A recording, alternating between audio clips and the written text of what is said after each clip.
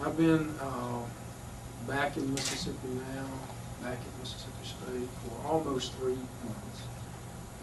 Not quite my first 100 days yet. And one of the things that I put a lot of focus on is, during this time period, is getting out around the state and around the region. I made the commitment when I came in that one of the things that I think it's important to do is to get out and listen. That's how you learn. I'm coming into a new position. There's a lot of interest in, obviously, the university itself. We've got the biggest living alumni of any university in the state of Mississippi, over 113,000. And so it's important, I think, for the institution leader to be out and be seen and share our thoughts about where we think we need to be headed, but also give opportunity for people to provide feedback so I can listen and hear their concerns. We've been very active traveling around the state.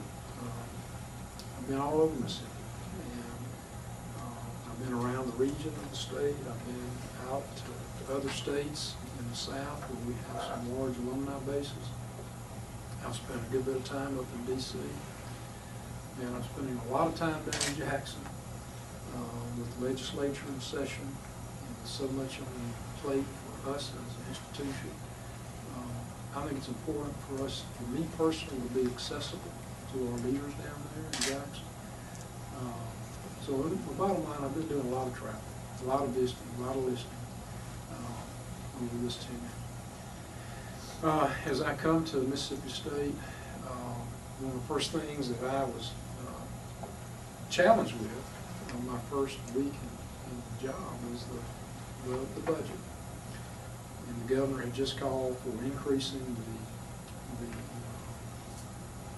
amount of the budget cut from 2%, which he had announced last November, to 5%.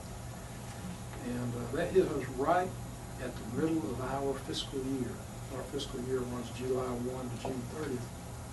So one of the first things I had to do was pull our administrative team together and sit down and look at the budgets, look at where we are. But I gave them a directive that I hoped we could accomplish. I said, I don't want to lay off or cut any faculty positions or any staff positions. I really hope we can absorb this without having to do that. The faculty and our staff, they're the backbone of our university.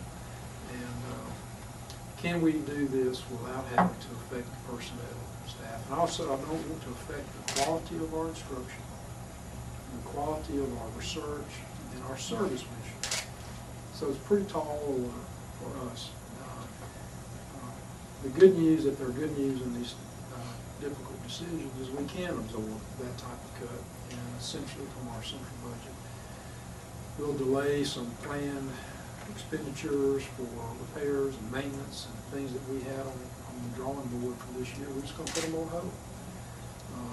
We had hoped to fill 30+ faculty positions this year, and as it's turned out, we're only going to be able to fill about 16 of those, so about half of the planned faculty positions.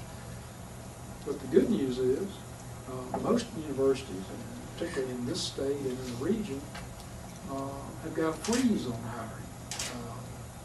We're hiring faculty members, and so that's a positive for us, I think, as a university. We've got a very strong financial situation internally as a university. So we're able to, I think, weather the storm somewhat.